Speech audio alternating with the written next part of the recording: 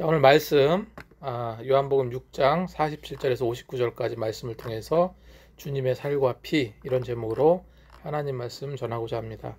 예수님께서 물 위로 걸어오신 것들을 제자들이 목격했던 사실이 예수님께서 물 위로 걸어오신 것을 제자들을 목격했습니다. 그리고 오병이어 사건 그리고 무수한 사람들이 그 사실을 목격했지만 지금의 기준으로 본다면 당시 한정된 시대에 한정된 인물들만 기적의 사실을 두 눈으로 목도했죠. 사실 시간이 지나면 역사가 됩니다. 시간이 지나도 여전히 남아있거나 존속될 수는 없는 거죠. 그래서 세상 모든 것은 변하고 사라지기 마련입니다. 예수님께서 성육신하신 기간은 고작 33년입니다. 그런데 이 중에 대중 앞에서 천국의 복음을 외쳤던 기간은 고작 3년이에요. 긴 역사에 비하면 너무나 짧은 그런 시간이죠. 그 시대를 공존했던 많은 사람들은 제자들은 예수님을 보고 듣고 만지고 느끼고 살았겠지만 그 이후 2000년이 지난 지금 이 시대 가시적인 실체는 사라졌어요. 가시적인 실체는 사라지고 예수님의 모든 사역은 뭐가 됐습니까? 역사가 되었어요. 그리고 우리에게는 믿음만 남아있죠. 결국 이 세상 것 중에서 마지막까지 남아있는 것은 믿음이라는 거예요. 믿음이 남아있는 거지 사실이 남아있는 것이 아닙니다. 믿음이 남아있고 믿음이 남아있는 거죠. 옛날에 사실이었다 하더라도 그게 사실인가? 그때 정말 있었던가? 라고 생각해야 한다는 그 사실을 믿어야지 사실이 되는 거죠. 매일 뉴스에서 전 세계 뉴스가 숨막히게 울려 퍼집니다. 그래서 이제 우크라이나와 러시아 전쟁이 나서 난리가 났다고 하면서 실제 전쟁 영상을 보여주면서 뉴스를 전해도 저게 사실일 리가 없어, 저렇게 전쟁이 날 리가 없어 하면서 믿지 않는다면 그건 사실이지만 내 입장에서는 사실이 되지 않습니다. 왜냐하면은 사실이란 믿음이 없기 때문에 그렇죠. 그래서 주님도 마지막 날에 사실을 보시겠다 라고 말씀하시지 않으시고 주님은 마지막 날에 뭐라고 그랬습니까? 너의 믿음을 보시겠다 말씀하셨어요. 우리가 간직한 이 믿음이 이처럼 중요합니다. 사실 그 이상으로 중요한 것은 믿음이에요. 에베소서 2장 8절 말씀에 너희는 그 은혜에 의하여 믿음으로 말미암아 구원을 받았으니 이것은 너희에게 난 것이 아니요 하나님의 선물이라 이렇게 기록하고 있어요. 그래서 믿음으로 인해서 구원을 받았다는 이 말씀은 정말 진리의 말씀인 거죠. 저는 믿음에는 두 가지 믿음이 있다고 생각합니다.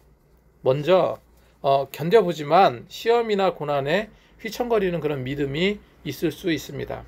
대부분 성도들이 이 같은 믿음을 가지고 있다고 저는 생각해요. 막 견뎌보려고 노력을 합니다. 시험이 오면은 이 고난 극복해야지 하고 생각하고 믿음을 가지려고 합니다. 그런데 휘청이는 성도들이 많아요. 베드로가 예수님을 바라보고 물 위를 걸었을 때는 물 위를 쪼박쪼박 걸어갔잖아요. 예수님의 그 말씀을 의지해서 갔을 때는 아무런 문제가 없었습니다. 그런데 갑자기 휙 하고 바람이 불었어요. 바람이 부니까 물 위를 걸었던 베드로가 휘청거렸죠. 그와 동시에 베드로는요 물속으로 빠져들어갔습니다. 휘청일 때 우리 믿음의 성도님들은 이거 시험이구나 이렇게 생각하며 기도하기도 합니다. 예수님을 부르짖으면서 기도해요. 베드로도 마찬가지였어요. 베드로도 물속에 빠져들어갈 때 베드로는 소리쳤습니다. 마태복음 14장 30절 말씀에 보면 바람을 보고 무서워 빠져가는지라 소리질러 이르되 주여 나를 구원하소서 하니 이렇게 기록하고 있어요. 소리질렀다고 기록하고 있거든요. 소리질렀다.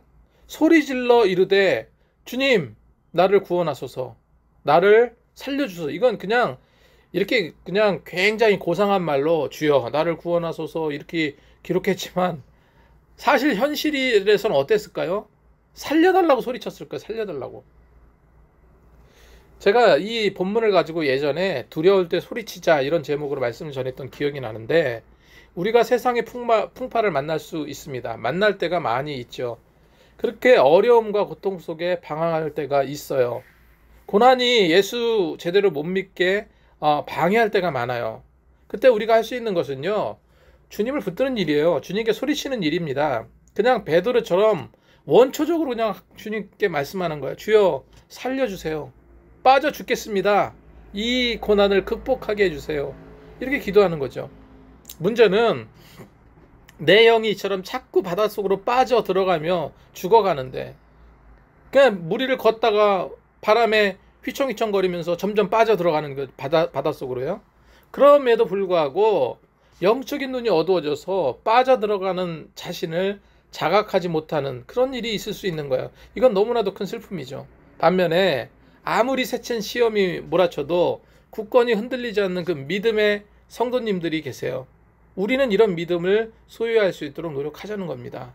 성경에 다니엘이 나오죠. 다니엘의 세 친구를 한번 보세요. 다니엘의 세 친구의 믿음을 우리가 본받아야 됩니다.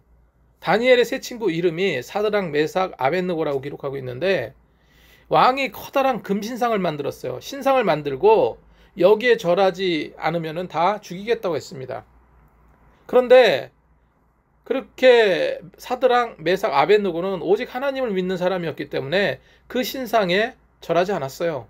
그 이후로 펄펄 끓는 불가마에 던져질 상황에 놓이게 되었죠. 불 가운데 서 있었습니다. 이제 불에 떨어지면은 타 죽게 되는 거예요. 하지만 이들은 전혀 두렵지 않았습니다. 당당했어요. 오히려 다니엘의 세 친구는 왕께 이렇게 고백하죠. 다니엘서 3장 16절 18절 말씀에, 왕이여, 우리가 섬기는 하나님이 계시다면 우리는 맹렬히 타는 불 가운데서 능히 건져내시겠고 왕의 손에서도 건져내시리이다. 그렇게 하지 아니하실지라도 왕이여, 우리가 왕의 신들을 섬기지 아니하고 왕의 세우신 금신상에 절하지 아니할 줄 아소서. 저는 굉장히 멋진 고백이에요. 해볼 테면 해보라는 거죠. 죽음도 두렵지 않다. 이런 자신감이 어디서 나오겠습니까? 믿음에서 나오는 거예요. 확고한 믿음에서 나오는 겁니다. 베드로의 손을 잡아주신 주님, 정말로 오늘 이 시간에 예수님은 우리의 손을 강하게 붙잡아 주실 거예요. 마지막에 믿음을 보시겠다 말씀하신 그 주님, 더 굳건한 믿음을 소유하기 위해 노력하시는 저와 여러분이 되시기 바랍니다. 오늘 이 말씀은요, 지난주와 이어지는 말씀입니다. 가버나움에 모여든 군중들에게 하신 말씀이죠. 이 말씀의 중심으로 주님의 살과 피라는 제목으로 특별히 우리가 이제 성찬 예식 같은 거를 행하게 되는데, 성찬의 의미를 한번 생각해보는 그런 시간이 되기를 소망합니다. 오늘 읽은 본문은 성찬식 때 간간히 들어왔던 익숙한 말씀입니다. 오늘 말씀을 통해서 무엇을 알 수 있을까? 첫 번째로요, 거듭남은 놀라운 하나님의 신비이자 축복이라는 사실을 여러분 기억하시기 바랍니다. 자, 뭐라고요? 거듭남은 놀라운 하나님의 신비이자 축복이에요. 예수님은 당시에 생명의 떡이라 말씀하셨습니다. 그러자 그 말을 듣고 많은 사람들이 술렁이기 시작했어요. 요한복음 6장 41절 42절 말씀에, 자기가 하늘에서 내려온 떡이라 하심으로 유대인들이 예수에 대해서 수군거려 이르되, 이는 요셉의 아들 예수가 아니냐? 그의 부모를 우리가 아는데 자기가 지금 어찌하여 하늘에서 내려왔다 하느냐? 이 말씀에 대해서 충분히 이해가 가시죠? 지금 여기 가버나움까지 예수님을 쫓아왔던 사람 중에 상당수는요, 아마도 이 나사렛이라는 그 지역에, 다시 말해서 예수님께서 성장해온 그 지역 사람들이라고 우리가 추정해 볼 수 있어요. 왜? 아까 말씀드렸던 그 말씀을 통해서 우리가 알 수 있는 거죠. 왜냐하면은 이 모여들었던 사람들이 예수님의 하신 말씀, 나는 하늘에서 내려온 생명의 떡이다, 이렇게 말씀하셨을 때 뭐라고 말합니까? 우리가 그의 부모를 아는데, 이렇게 말하고 있어요. 예수님의 부모를 알 정도면 그 동네 사람입니다. 동네 사람. 이렇게 말하고 있어요.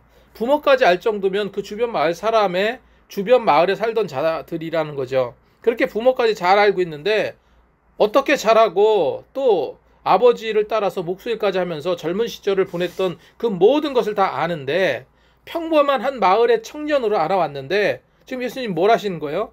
내가 하늘에서 내려왔다고 말하는 거예요. 내가 하늘에서 내려왔다고 말씀하시니까 지금 예수님은 하늘에서 내려왔다고 말씀하시고 있기 때문에 그 마을 주민들이, 지역 유지들이 놀랄 수밖에 없었던 거죠. 그러면서 자신들이 말한 것을 수근수근 되는 거죠. 어찌 하늘에서 내려왔다고 하느냐? 그때 예수님은 44절에 이렇게 말씀하십니다.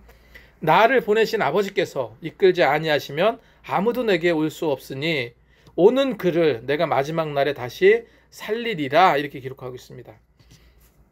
단지 표적을 쫓아왔던 이들이 어떻게 예수님의 말씀을 받아들일 수 있겠습니까? 예수님을 메시아로 확고히 받아들일 수 없는 것은 표징이 없어서가 아니에요. 많은 표적과 기사를 봐왔어요, 여태까지. 그런데 결코 그것이 믿음이 되지 못했다는 거예요.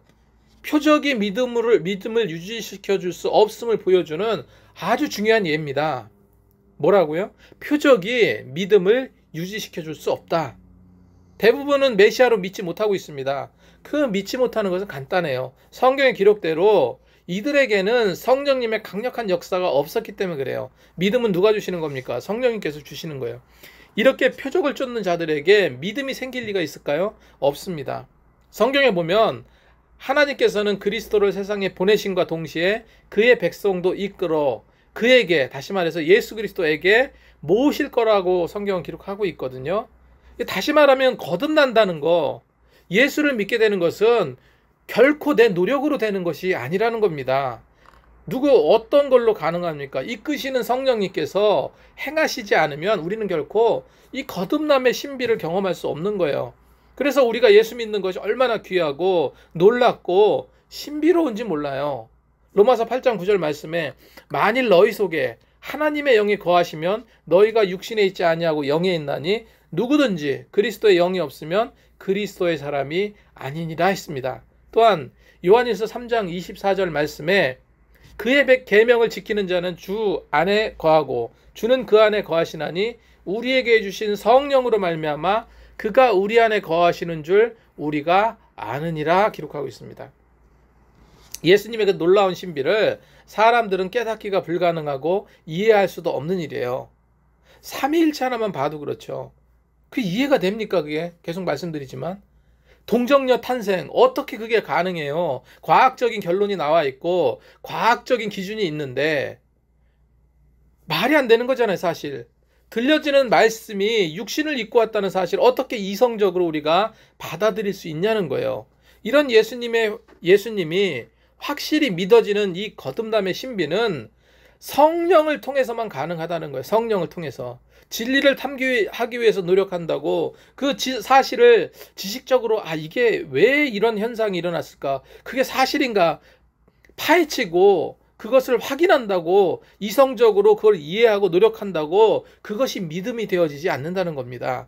어떻게 해야 된다고요? 성령께서 역사하셔야 거듭날 수 있다는 겁니다. 제가 누차 말씀드렸지만 예전에 기독교 TV 영상을 보는데 유튜브에 갑자기 코미디언 조혜련 아시죠? 조혜련이 나온 거예요.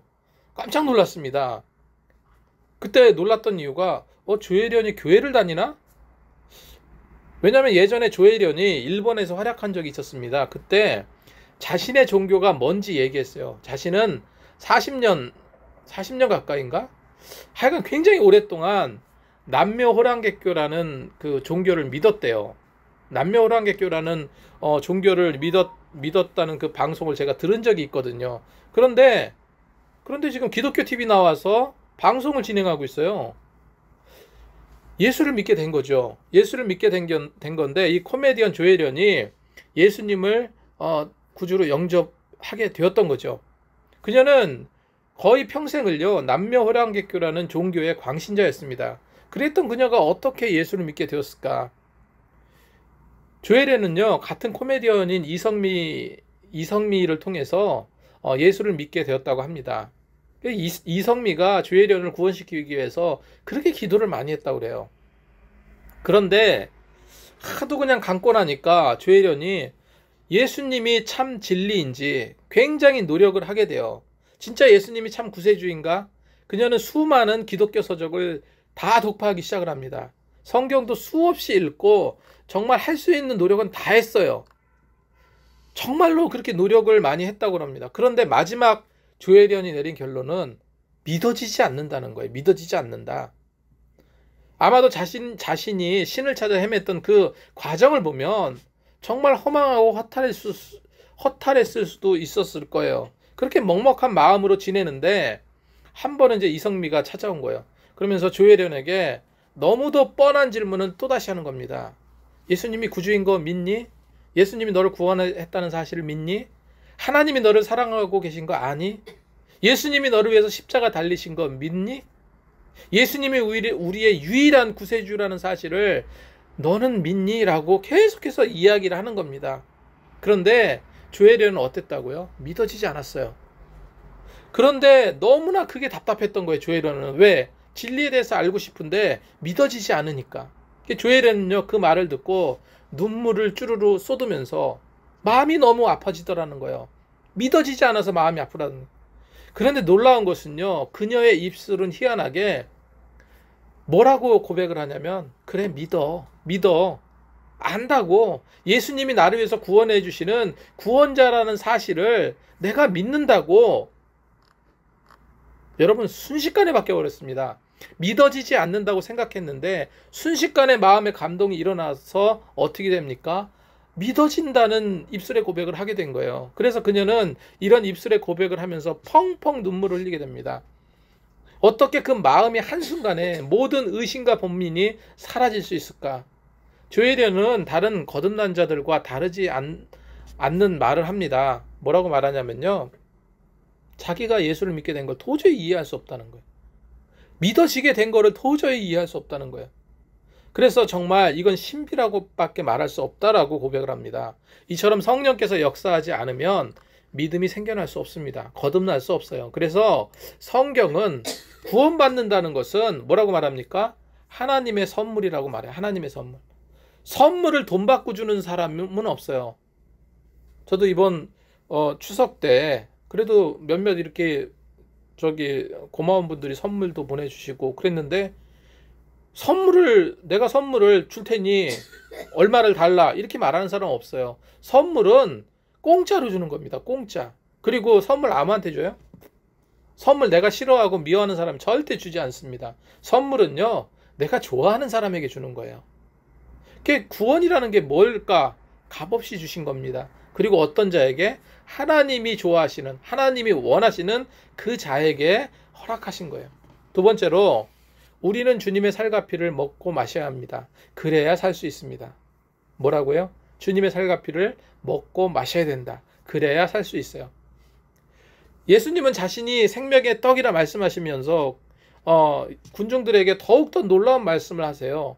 47절에서 50절까지의 말씀을 보면, 진실로 진실로 너에게 이르노니 믿는 자는 영생을 가졌나니 내가 곧 생명의 떡이라. 너희 조상들은 광야에서 만나를 먹었어도 죽었거니와 이는 하늘에서 내려온 떡이니 사람으로 하여금 먹고 죽지 아니하게 하는 것이니라 기록하고 있고요. 51절 말씀에 나는 하늘에서 내려온 살아있는 떡이니 사람이 이 떡을 먹으면 영생하리라. 내가 줄 떡은 곧 세상의 생명을 위한 내 살이니라. 이렇게 기록하고 있어요. 자, 예수님은요, 당신을 뭐라고 표현하십니까? 생명의 떡이다. 그리고 이 살아있는 떡을 먹어야 영생하리라 말씀하세요. 이렇게 말씀하시자 이제 유대인들은 서로 다투었다고 기록하는 거예요. 다투었다는 게 뭡니까? 그 안에는 예수님의 기적을 체험했던 사람들도 있고 또 기적을 체험했던 사람들이 있지만 서로 의견이 분분했던 거예요. 어떤 자는 정말 예수님만이 영생이다, 예수님만이 구원자다, 예수님만이 메시아다 라고 이야기하는 사람이 있는 반면에 그건 말이 안 된다라고 생각하는 사람도 있었던 거예요. 그래서 유대인들이 서로 다투었다라고 기록하고 있다는 거죠. 52절 말씀에 유대인들이 서로 다투어 이르되 이 사람이 어찌 능히 자기 살을 우리에게 주어 먹게 하겠느냐. 이 말씀의 의미를 영적으로 받아들이지 못하고 있는 거죠. 이들끼리 왜 다투었습니까? 다툰 이유가 뭐겠습니까? 예수님의 이 말씀에 논쟁이 일어났어요. 이분이 메시아다, 아니다, 말도 안 된다, 이런 논쟁이 이어진 거예요. 받아들이는 자가 생기는가 하면 여전히 꽉 막힌 심령인 상태에 놓여 있는 자들도 많다는 거예요. 예수님은 더 놀랍고 혐오스럽고 황당하기까지 한 말씀까지 하시죠. 53절 말씀에 예수께서 이르시되 내가 진실로 진실로 너희에게 이르노니 인자의 살을 먹지 아니하고 인자의 피를 마시지 아니하면 너희 속에 생명이 없느니라. 인자의 살을 먹지 아니하고 인자의 피를 마시지 아니하면 너희 속에 생명이 없느니라. 살과 피를 먹고 마셔야 된다 말씀하십니다. 이 살과 피를 먹으려면 먹고 먹기 싫으면 먹지 마, 이렇게 말씀하신 게 아니에요. 반드시 당신의 살과 피를 먹고 마셔야 된다라고 말씀하셨어요. 그래야 산다. 예수님의 이 말씀이 유대인들에게는 어떤 느낌으로 다가갔을까요? 엄청난 혐오스럽고 황당하고 강한 거부감을 갖게 된 결정적인 동기가 되었습니다. 이 말이 상식적으로 이해가 안 되잖아요. 이 발언에 왜 그렇게 강한 거부감을 갖게 되었을까요? 이건 율법의 저항력이라고 생각했어요. 사람들이 율법에 대한 저항력이 거부감을 갖게 했습니다. 이들이 살과 피를 살을 먹고 피를 마신다는 것은요, 율법을 거스리는 일이라고 여겼어요. 그래서 실제로 레위기서 7장 26절 말씀을 보면 너희가 사는 모든 곳에서 새나 짐승의 피나 무슨 피든지 먹지 말라라고 기록하고 있거든요. 신명기 12장 23절 말씀에 다만 크게 삼가서 그 피를 먹지 말라. 그 피는 그 생명인즉 너희가 그 생명을 고기와 함께 먹지 못하리니 이렇게 기록하고 있어요. 지금 말씀드린 이것은요, 율법입니다. 율법. 이스라엘 백성들이 평생을 지켜왔던 율법의 한 규례예요. 살과 피를 먹지 말라고 기록하고 있어요. 율법을 평생 지키며 살아왔던 유대인들은요, 새나 짐승의 피를 먹어서는 안 되고 어떤 생명체는 고기도 먹지 말라는 그 율법에 굉장히 익숙한 자들이었어요. 그런데 예수님께서는 지금 뭐라고 말씀하시는 거예요? 인자, 다시 말해서 당신의 살과 피를 먹어야 된다고 말씀하고 계세요. 이거는 율법에 있는 내용과 굉장히 상반되는 발언이죠. 여러분, 살과 피는 뭐를 상징합니까? 살과 피는요, 인간의 생명과 인간성을 모두 가리키는 대표적인 그런 상징 단어예요. 상징 언어입니다. 템플은요, 피는 하나님께로부터 주어질 죽음의 필연성을 강조하는 것이고, 또한 믿는 자에게는 부여된 새 생명을 상징한다, 이렇게 주장하였습니다. 예수님은 당신의 살이 찢기고 모든 피를 다 쏟으면서 더 이상 나올 피가 없이 물이 쏟아져 나왔다고 성경은 기록하고 있거든요. 생명의 근원인 살이 찢기고 모든 피를 다 쏟으셨습니다. 철저히 속죄 제물이 되신 거예요. 그로 인해서 죄 씻김과 구원의 길을 여셨습니다. 주님의 살과 피엔 생명이 있어요. 그래서 우리는 늘 살과 피를 먹고 마셔야 됩니다. 세 번째로, 성찬은 그리스도의 거룩한 연합을 의미합니다. 성찬이라는 것은 그리스도의 거룩한 연합을 의미해요. 성찬은 구약에 있는 유월절 절기의 후신이에요. 예수님께서 성찬을 제정하실 때 유월절 만찬을 잡수시면서 그것을 성찬으로 일종의 이제 변절을 시켰다, 이렇게 보는 거죠. 그래서 성찬을 행하는 거, 기념하는 것은 어떤 의미가 있습니까? 성찬은 곧 그리스도와의 연합을 의미합니다. 예수 그리스도의 속죄를 믿는 것은 그의 살과 피를 먹고 마시는 행위와 같이 예수님을 영접하여 나 자신의 분깃으로 만드는 그런 실제적인 행위를 의미하죠. 그래서 유월절 잔치를 먹는 것은 이스라엘에게 구속을 주었던 것처럼 성찬을 먹는 것은 우리 믿는 자들에게는요, 그 구속의 의미를 상기시켜 주는 것이고, 유월절 만찬이 애굽을 떠나 그 먼 길을 가는 이스라엘에게 그 양식이 되었던 것처럼 성찬이라는 것은 우리 믿는 자들의 영적 양식의 표징이라는 거죠. 사실 예배와 함께 성찬 예식을 매주 드리는 것이 굉장히 좋은 겁니다. 그것이 더 유익한 거예요. 실제로 이제 다른 어떤 교단 같은 경우는 매일 성찬을 하기도 합니다. 매일 성찬을 하기도 하는데, 또 어떤 사람들은 또 자주 성찬을 행하면 신비감이 떨어진다, 뭐 이렇게 말하는 사람도 있어요. 근데 그런 거는 아닌 것 같습니다. 매일 주일마다 성찬 의식을 기념하지는 못할 망정 한 번 행할 때 정말로 그 의미를 우리가 바로 알고, 그 다음에 그거를 정말로 주님의 살과 피를 먹고 마신다는 영적 의미로 우리가 받아들일 수 있었으면 좋겠습니다. 한 가지 성찬 예식을 행할 때 이렇게 하죠. 양심에 꺼리는 자는 받지 말라, 이런 말씀도 드립니다. 레위기 27장 19절에서 20절 말씀에 성찬 의식에 적용해 한 예로 볼 수 있는데, 이렇게 나와 있습니다. 그 고기가 부정한 물건에 접촉되었으면 먹지 말고 불사를 것이라. 그 고기는 깨끗한 자만 먹을 것이니 만일 몸이 부정한 자가 여호와께 속한 화목제물의 고기를 먹으면 그 사람은 자기 백성 중에서 끊어질 것이요, 이렇게 기록하고 있어요. 부정한 마음을 가진 자, 혹 죄 지은 자, 회개치 않은 자가 성찬을 들 수 없다. 이거는 화목하게 하는, 하나님과 화목하게 하는 그 의식이잖아요. 그래서 그 사람은 자기 백성 중에 끊어질 것이라는 레위기의 말씀처럼 양심에 꺼리는 자는 먼저 뭐를 해야 되겠습니까? 사함받는 일이 먼저라는 거예요. 충분한 회개 기도를 통해서 성찬 예식에 동참해야 된다는 거죠. 그렇지 않다 하더라도 누구나 이 성찬 예식에 참여하기 원한다면 예식이 거행되기 전에 마음속에서라도 충분한 이런 자기 반성과 회개가 있어야 되는 겁니다. 주님은 계속 말씀하십니다. 54절 말씀에 내 살을 먹고 내 피를 마시는 자는 영생을 가졌고 마지막 날에 내가 그를 다시 살리니 내 살은 참된 양식이요 내 피는 참된 음료로다.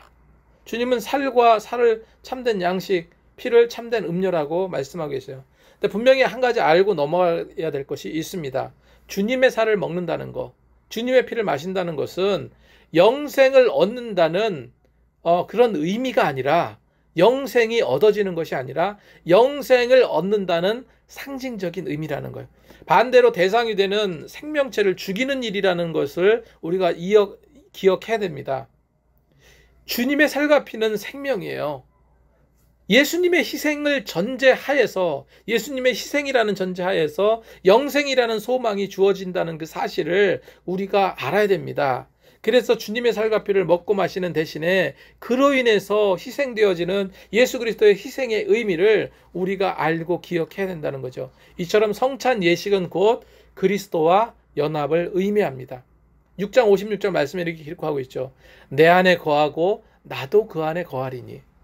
하지만 성찬 예식은 기념의식입니다. 결코 마음 없이 의식에 참여한다면 이 영생이 얻어지지 않는 거예요.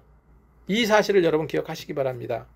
그래서 이제 미국의 유명한 그 세델백 교회 리고렌 목사님은 이렇게 말씀하셨어요. 성찬 예식이 뭐냐? 성찬 예식은 결혼 반지와도 같다. 이렇게 비유를 했습니다. 그리고 수첩 속에, 보통 이제 우리는 수첩 속에 사진 한 장을 넣고 간다면 뭐 아내 사진을 넣는다든가, 아내의 사진보다 아이들 사진을 이제 수첩에 껴놓는 경우가 많죠. 근데 이 성찬 예식을 리고렌 목사님은 결혼 반지와 같다, 또 수첩 속에 아들이나 아내 사진과 같다, 이렇게 비유를 했어요. 여러분, 결혼하면 결혼 반지를 끼는데 그 반지를 끼는 사람은요, 결혼한 사람이라는 것을 상징하죠. 결혼한 사람이기 때문에 결혼한 반지를 끼는 거예요. 수첩 속에 사랑하는 아내나 자식이 있습니다. 그걸 넣고 다녀요. 그런데 그 수첩 속의 사진은 실제 아내가 아닙니다. 실제 내가 사랑하는 자식이 아니에요. 그냥 사진이에요. 그건 뭡니까? 이 사진 속에 있는 이 여자는 내 아내라는 것을 상징할 뿐이에요. 이 수첩 속에 있는, 이 사진에 있는 내 아들, 딸은 내가 사랑하는 아들이라는 것을 상징하는 것이지 아들 자체는 아닙니다. 그래서 자식이나 아내 사진을 넣고 다닌다는 거, 혹은 남편의 사진을 넣고 다닌다는 거, 그거는요, 상징이라는 거예요. 성찬 예식이 이와 같습니다. 수백 번, 수천 번을 성찬 예식을 드린다 해도 믿음이 전제되지 않는 한 성찬 예식은 결코 영생의 길로 나가지 못해요. 수첩 속의 아내 사진이 아내가 아닌 것과 마찬가지로, 상징물인 것과 마찬가지로 성찬 예식은 그와 같다는 겁니다. 중요한 것이 무엇입니까? 우리가 예수님을 향한 그 믿음이 중요한 것이고, 이 믿음 속에서 주님의 살과 피를 마시면 영생할 수 있다는 거예요. 성찬 예식은 그리스도와의 연합을 의미합니다. 그런 굉장히 중요한 의식이요 예식입니다. 내가 그 안에 거하고 그분이 내 안에 거하는 그런 의미를 담은 그런 예식이라는 거죠. 성경에서는 그리스도와 연합을 이루려면 몇 가지 신앙적인 실천을 제시하고 있는데, 첫 번째로 주님의 계명을 지키는 거예요. 요한일서 3장 24절 말씀에 그의 계명을 지키는 자는 주 안에 거하고 주는 그 안에 거하시나니 우리에게 주신 성령으로 말미암아 그가 우리 안에 거하시는 줄을 우리가 아느니라. 그 계명을 지키는 자는 주 안에 거하고 주는 그 안에 거하신다 말씀하고 계세요. 그리스도와 연합을 의미합니다. 두 번째로 주님을 본받는 것은 그리스도와의 연합을 의미합니다. 셋째로 열매를 맺는 것이 곧 그리스도와의 연합을 의미합니다. 요한복음 15장 1절 2절 말씀에 나는 참 포도나무요 내 아버지는 농부라 물은 내게 붙어 있어 열매를 맺지 아니하는 가지는 아버지께서 그것을 제하여 버리고 물은 열매를 맺는 가지는 더 열매를 맺게 하려 하여 그것을 깨끗하게 하시느니라. 네 번째로 죄를 범하지 않는 것이 곧 그리스도와 연합을 의미합니다. 요한일서 3장 6절 말씀에 그 안에 거하는 자마다 범죄하지 아니하나니 범죄하는 자는 그를 보지 못하였고 그를 알지도 못하였느니라. 다섯째로요, 기도 응답을 받음이 곧 그리스도와 연합을 의미합니다. 요한복음 15장 7절 말씀에 너희가 내 안에 거하고 내 말이 너희 안에 거하면 무엇이든 원하는 대로 구하라 그리하면 이루리라. 여섯 번째로 이런 그리스도의 연합은 곧 예수 그리스도의 재림에 대한 사모함과 담력을 가지게 합니다. 요한일서 2장 28절 말씀에 자녀들아 이제 그 안에 거하라. 이는 주께서 나타나신 바 되면 그가 강림하실 때 우리로 담대함을 얻어 그 앞에 부끄럽지 않게 하려 함이라. 이렇게 기록하고 있습니다. 여러분, 주님의 살과 피는 주님의 영원한 주님의 생명을 얻는, 그래서 영생하는 의미를 우리에게 보여주고 있습니다. 주님의 살과 피를 먹고 마신다는 것은 그리스도와의 연합을 위해서 노력한다는 거예요. 주님의 계명을 지키고 주님을 본받고 많은 믿음의 열매를 맺고 죄를 범하지 않는 노력을 경주할 때 우리는 더 큰 주님과 연합을 이루게 되고요, 확실한 영생이 보장받게 된다는 거예요. 그래서 믿음이라는 것은 한마디로 노력입니다. 내가 더 잘 살기 위해 노력하듯이, 내가 높은 지위에 올라가도록 더 열심히 노력하듯이 믿음 역시도 내 노력이 필요한 겁니다. 아무튼 우리가 이렇게 열심히 더 노력하셔서 늘 믿음으로 승리하시고 또 주님의 살과 피를, 영적인 살과 피를 먹고 마심으로 늘 주님이 우리 안에 거하고 우리가 주님 안에 거하며 늘 동고동락할 수 있는 그런 믿음, 그런 마음, 그런 연합을 이루시는 저와 여러분이 되시기 바랍니다.